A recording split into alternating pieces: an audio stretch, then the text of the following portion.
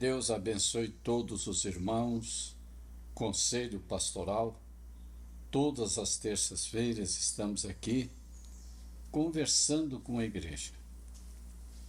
Esse Conselho Pastoral, nosso objetivo é orientar a igreja conforme nós cremos na palavra.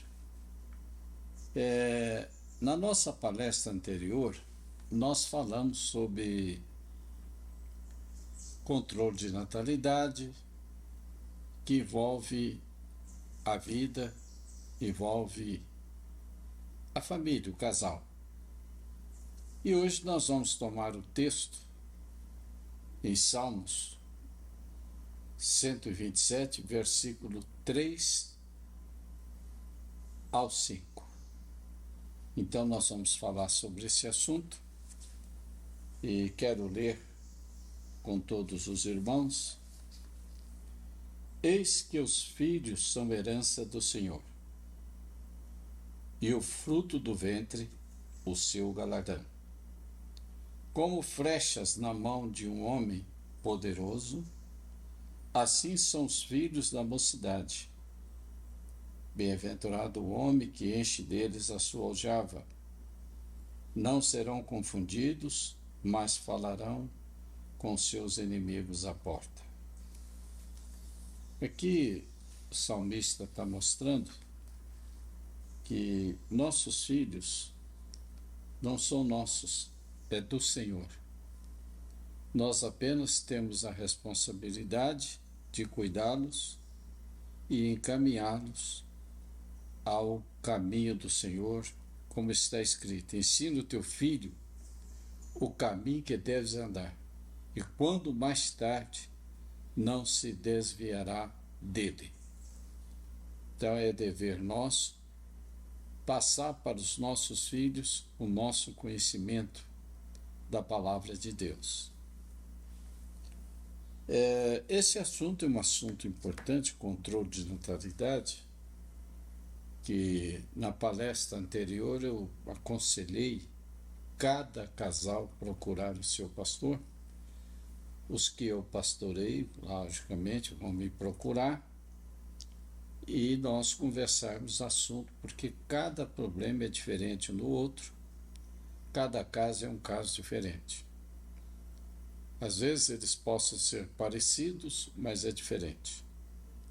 Então, falando sobre esse assunto, nós trouxemos aqui também a escritura de Paulo, onde não podemos esquecer nunca que Paulo deixou bem claro aqui que nós teríamos tribulações na carne, e seria envolvendo todo a casa, a administração da família, envolvendo a criação dos filhos nas suas fases diferentes que nós passamos e eles também vão passar.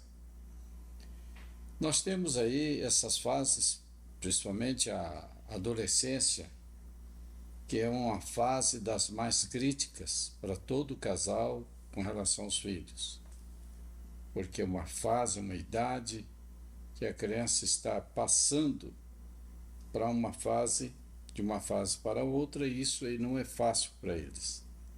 Cobra muito perdão, muita paciência dos pais e também buscar conhecimento, paciência para conduzir esses filhos em casa, e se não, você pode perdê-los, às vezes para as mãos de um traficante. Por quê? Porque talvez você não teve sabedoria com a sua filha, com seu filho na sua fase. Todos nós passamos por isso como adolescentes e hoje estamos passando como pais.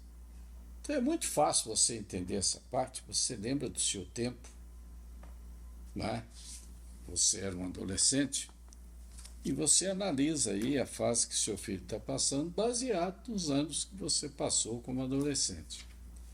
Você fazendo essa avaliação, você vai conseguir conduzir o seu adolescente, sim.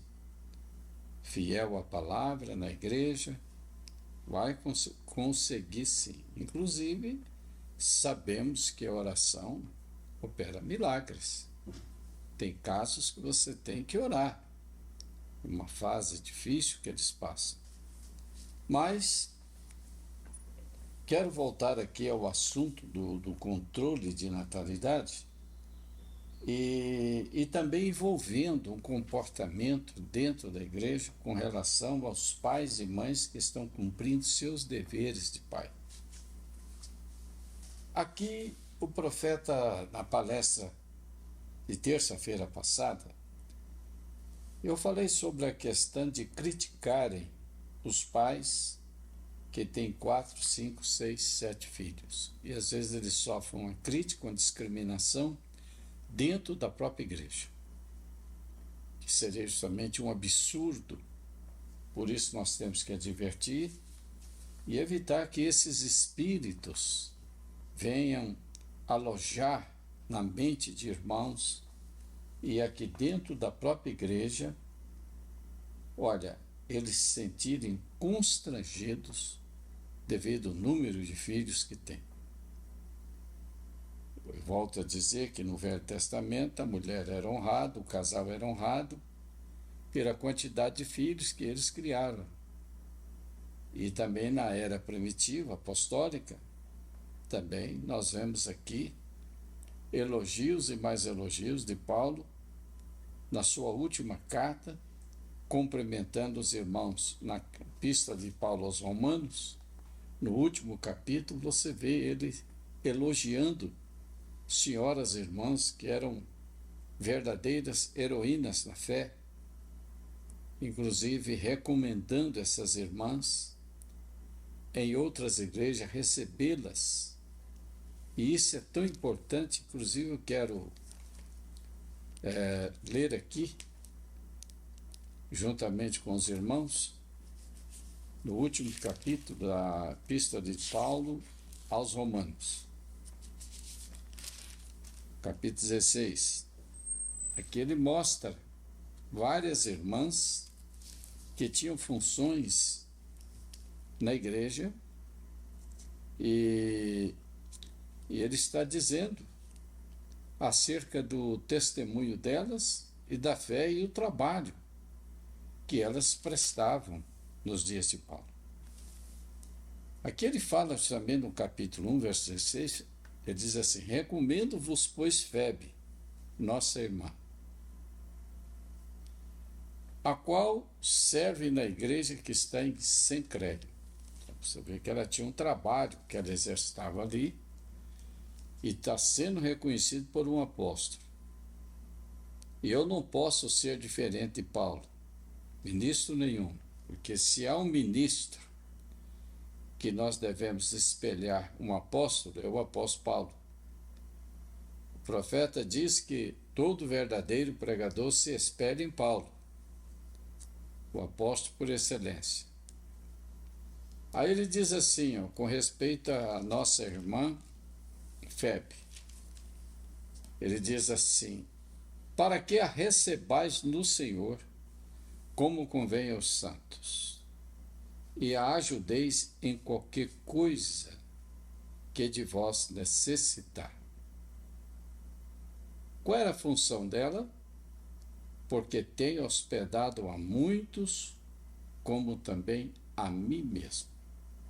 Então, é um destaque essa irmã, com esse dom da hospitalidade, e ela trabalhava ali, servindo a igreja que estava em Roma. E também, com certeza, essas irmãs, elas, com segurança, elas eram um exemplo. Eu creio que ela seria uma irmã que serviria para ser uma conselheira das demais irmãs nos dias de Paulo. Você observa bem que Paulo destaca a Febe, ainda diz assim: a qual serve na igreja que está em Cencréia. Aí ele pede que recebais no Senhor como convém aos santos. E pede, dizendo: ajudeis em qualquer coisa que vos necessitar. Porque ela tinha uma semente plantada. Qual era a semente? Tem hospedado a muitos, como também a mim mesmo. Importante essas virtudes. Agora, a pergunta: quantos filhos Febe tinha? Nós não temos aqui o conhecimento, mas lógico que ela tinha uma família. E no entanto, na igreja primitiva era uma honra a mulher ter vários filhos, o casal. Mas hoje as coisas inverteram. E o profeta está advertindo que hoje, e eu tenho percebido isso no nosso meio, irmãos, uma irmã que tem 4, 5, 6 filhos, ser interiormente criticada, às vezes não fala, mas pelos olhares se percebe, não é isso? E corre-se esse boato. Estamos projetando ter um filho e vamos dedicar a ele anticoncepcional no resto. Olha como é que fica. Aí volta o que o profeta diz. Uma criança tem 4, 5, 6 meses, no ventre de uma mãe, ela tem a vida tanto quanto se ela já estivesse andando aqui na terra. Por isso que o profeta diz que a criança que chega a ser evitada, abortada, ele diz que não é diferente de pegar uma pistola e atirar friamente numa pessoa, tirando-lhe a vida. O profeta explica isso. E quero que todos os casais, conselho pastoral da minha parte, vocês falem com seus pastores, porque é muito sério esse assunto. Você se tornar um criminoso, ainda que não é reconhecido pela lei da terra, mas aos olhos de Deus é um crime. Se você planta um grão de milho, e observe bem, aquele milho foi plantado e ele está ali já inchando já para brotar, para vir a vida, para mostrar suas folhinhas. Você vem ali com enxada e corta, arranca aquela semente. Você matou o pé de milho. Você evitou as espigas que iam produzir. Você evitou que ele crescesse e produzisse. Você foi lá e arrancou a semente quando ela estava ali já inchada para soltar as suas folhinhas. Você foi ali e cortou a vida. Então aquele pé de milho que ia dar 2 espigas, ou seu curso evitado, foi tirado na raiz. Esse é o caso do aborto. O profeta diz que aquela semente, aquela pequena mancha, ela vai gerando, criando músculos e logo vem a vida. E o profeta diz que toda mãe gestante há um espírito de vida rodeando para tomar aquela criança. Aquela criança vai viver sobre a terra, vai passar por suas fases de bebê, de menino, a adolescente, a puberdade, a adolescência. E veja bem, ela finalmente ela vai casar, vai ter uma família. Você que cortou lá no começo, quando ela começou a ser gerada no ventre da mãe, você responde: aquela vida não veio por sua culpa, aquela vida não veio por sua causa, aquela vida não veio porque você eliminou. Aí é onde entram os anticoncepcionais sem permissão médica, sem consultar o pastor. Simplesmente o argumento é o mesmo. E, inclusive, nós temos que cuidar isto no nosso meio, povo da mensagem. Eu tenho visto casos, percebido, de pessoas idosas que, quando a moça fica noiva, conversando com o rapaz e vai até o matrimônio, essas senhoras que deveriam ser boas conselheiras, elas vão ali e muitas já procuram antecipadamente. Minha filha, você já organizou seus anticoncepcionais, você vai casar e logo você vai ficar gestante. O que acontece? Você vai ficar deformada, seu corpo não vai aproveitar a vida. Mas espera aí. Que situação é essa? Quer dizer, que mente é essa? Que visão espiritual essa pessoa tem? Que cristianismo tem? Pensa, dando um conselho desse, a Bíblia matou um, Deus matou um porque derramava o sêmen na terra. Isso está aqui na palavra, inclusive. Novamente, eu vou te falar o que disse na palestra anterior. Leia Gênesis 38, versículos 7 ao 10. Você vai saber o quanto isso é agravante aos olhos divinos. Eu creio que uma moça que casa, ela tem que, antes de pensar no casamento, ter um dom maternal. O rapaz que pensa em casar, ele tem que, antes de assumir o compromisso por uma moça, ele precisa ter o dom paternal, senão ele é um ser sem definição. Ele só está pensando em casar para desabafar a questão sexual do corpo. Ou ele está pensando numa vida? Por isso, nós ministros temos que sentar nossa equipe de jovens e conversar com eles com maturidade, explicar a responsabilidade de criar-se um lar. Você já pensou a pessoa acovardar, matar uma criança com medo de não dar conta de tratar da criança?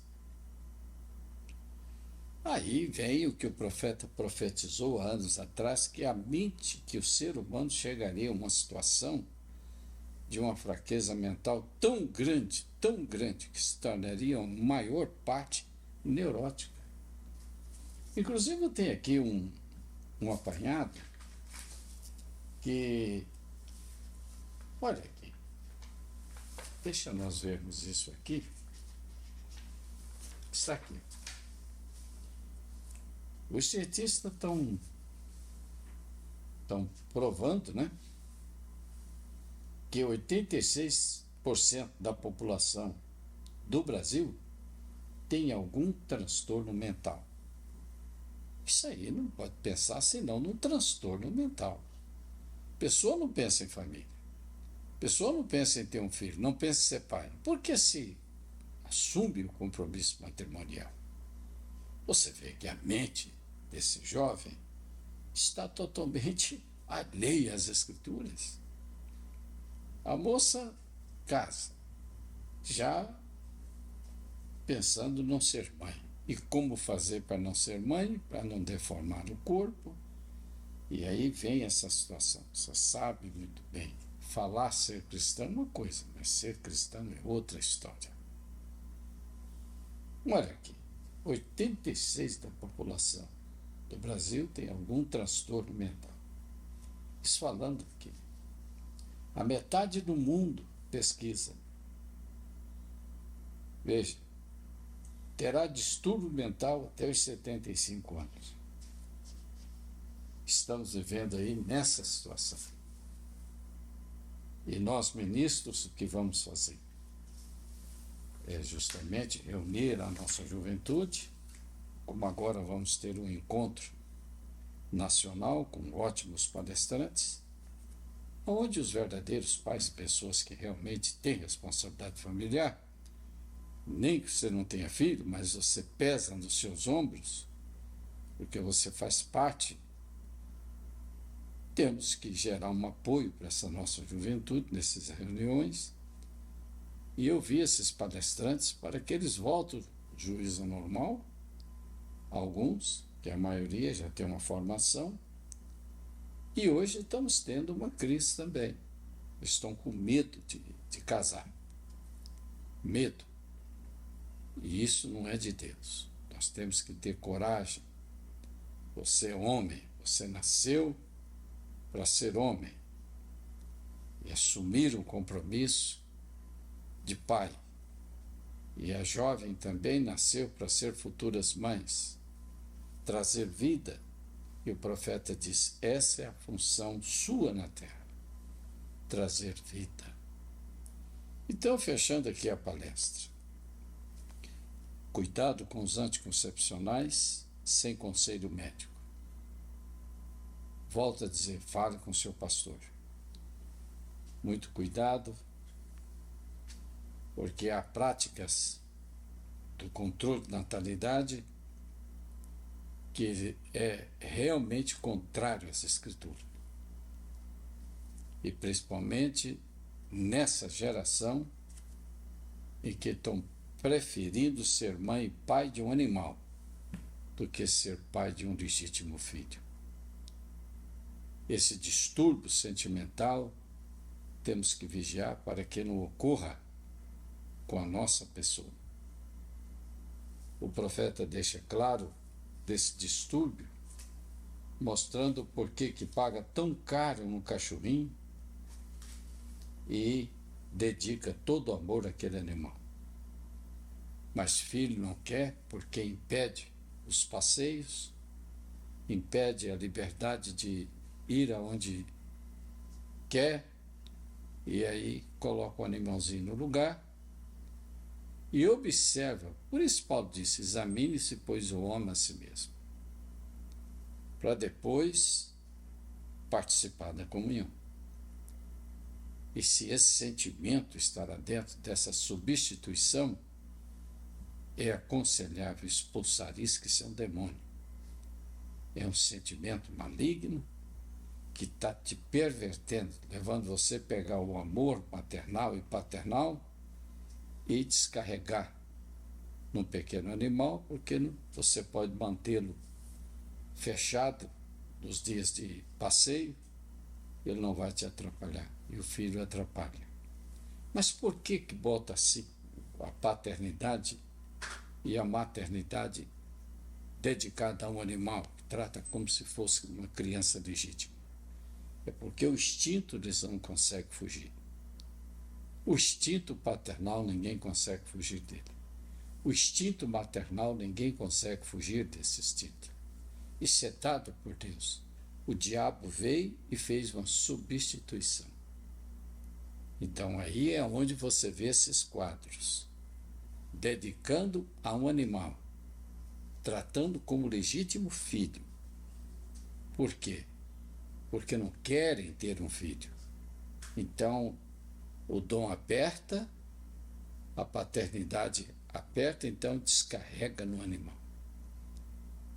E para não ver filhos, aí entram nos comprimidos, ou seja, evitando a prática para não ver criança, porque se a criança vem, automaticamente muitas liberdades serão impedidas, porque tem que se dedicar ao filho.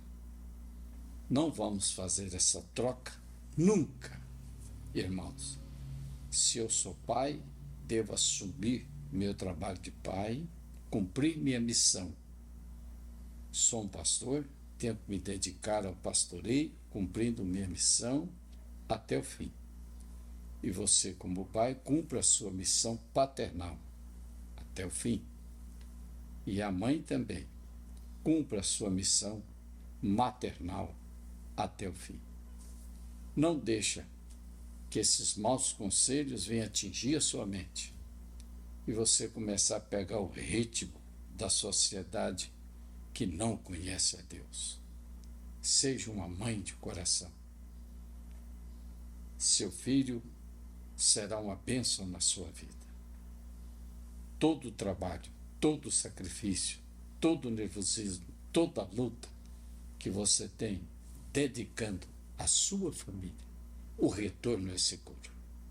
Deus olha isso e Ele te ajudará, te fortalecerá. Mas não faça essa substituição. Você vai pecar e mais tarde você vai enfrentar uma colheita que seria mais terrível do que não dá nem para se comparar. Jesus diz: tomai sobre vós o meu jugo e aprendei de mim, que sou manso e humilde de coração. O meu fardo é leve, meu jugo é suave. Cria seus filhos, esse é o jugo suave. Dedica a sua família, esse é o fardo leve. O filho que está vindo é uma bênção, sonha com ele. Já busca de Deus inspiração para o seu nome. Ele será um herói, uma bênção. Já profetiza sobre ele, fala sobre ele. Ele já chega com alegria, não com traumas. Quantas crianças que nasceram com traumas, que a mãe tentou matá-lo antes, o pai, e Deus guardou e eles vieram. Então, evite tirar a vida, que Deus vai pedir conta. O profeta foi contra o controle de natalidade e o aborto não se fala. Então, que Deus te ajude, te guarde, meu irmão, minha irmã. O tempo não permite muito além, mas esse é o conselho que eu estou te dando. Você pensa jovem, num casamento, pensa primeiro em ser uma boa mãe. Você pensa, rapaz, num casamento, pensa primeiro em ser um bom pai. E assim, você vai dar esse passo com segurança, como uma casa edificada sobre a rocha. Os ventos e as tempestades não vão abalar. Que Deus te abençoe. Senhor, sustenta as famílias. Em nome de Jesus Cristo. Amém.